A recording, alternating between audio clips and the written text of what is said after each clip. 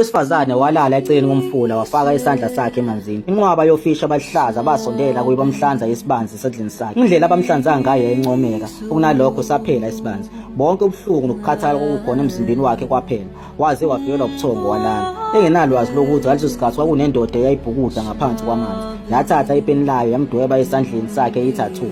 Uma evuka akasolanga lutho futhi azange abone lutho. Owesifazane igama lakhe kwakungu-Amy, owayeyiqhawe emabuthweni. Namhlanje inkosi imnikeza isikhundla sokuvikela isithunzi sayo. Inkosi yabeka ibheji esandleni sakhe. Yaqaphela ukuthi kunokuthile okudwetshiwe esandleni sakhe. Yamgxeka kakhulu ngokuthanda ukubuka nokufokhasa ebuhleni bakhe. Engakulindele lokho u-Amy wathukuthela. Kwase kumphoqa ukuthi awuyekele nomsebenzi ayinikezwa wona inkosi awudelelele omunye umuntu. Amy wabamba inkosi ngesandla esisodwa waqathaza unyembezi esandleni sakhe. Ngenxa yalomdwebo ucishe wamlahlisela ngesikhundla sakhe esiyingqayizivele.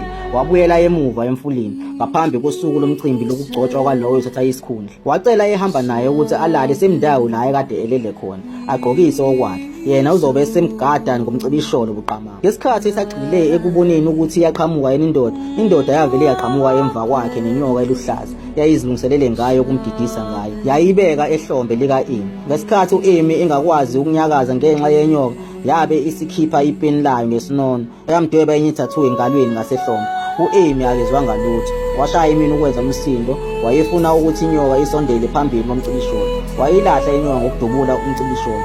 Uma ephenduka yabheka emuva, indoda ingasekho. U-Amy akabange esalinda ukuthi indoda ifike. Wayesefuna ukubuyela emuva. Wethuka uma ezwa ngalo ayehamba naye emtshela ukuthi kusenenye futhi i-tattoo engalweni.